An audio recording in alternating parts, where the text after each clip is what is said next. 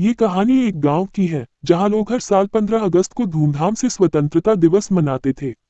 इस गांव का नाम शांति नगर था, लेकिन एक भयानक घटना के बाद ये नाम बदलकर डरावना नगर हो गया। कई साल पहले 15 अगस्त की रात को गांव के लोगों ने स्वतंत्रता दिवस के अवसर पर झंडा फहराया और मेला लगाया। लोग खुशी खुशी त्योहार मना रहे थे, तभी अचानक गांव में बिजली चली गई। चारों ओर अंधेरा छा गया और एक डरावनी चुप्पी ने गांव को घेर लिया। गांव के बीचों बीच एक पुरानी खंडहर में तब्दील हवेली थी, जिसे लोग भूतिया मानते थे। इस हवेली में वर्षों से कोई नहीं गया था, क्योंकि माना जाता था कि वहां एक आत्मा का साया है।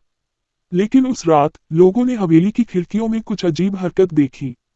कुछ लोगों ने देखा कि हवेली के अंदर बत्तियां जल रही हैं, जबकि वहां बिजली नहीं थी। गांव के कुछ युवा हिम्मत जुटाकर हवेली के अंदर जाने का फैसला किया। वे अपने साथ मशालें लेकर हवेली के दरवाजे पर पहुंचे। जैसे ही वे अंदर घुसे, उन्हें हवेली की दीवारों पर स्वतंत्रता सेनानियों की तस्वीरें दिखीं, जिनमें से कुछ बहुत ही डरावनी हालत में थीं। अचानक उनमें से एक ने महसूस किया कि उनके पीछे कोई खड़ा है। जब उन्होंने मुड़कर देखा, तो उनके सामने एक सफेद साड़ी में लिपटी हुई महिला खड़ी थी, जिसकी आंखें रक्त रंजित थीं।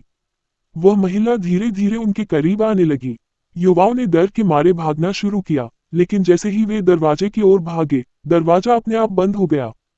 हवेली में बंद उन युवाओं की चीखें बाहर तक सुनाई दे रही थीं, लेकिन कोई भी उनकी मदद करने के लिए आगे नहीं आया। अगले दिन सुबह जब गांव के लोग हवेली के पास पहुंचे, तो उन्होंने देखा कि हवेली के दरवाजे खुले हुए थे।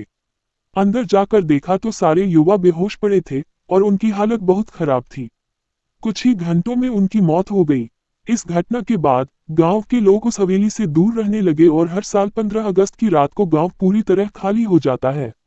आज भी जो कोई भी 15 अगस्त की रात को उस हवेली के पास जाता है, उसे उस महिला की डरावनी परछाई दिखाई देती है।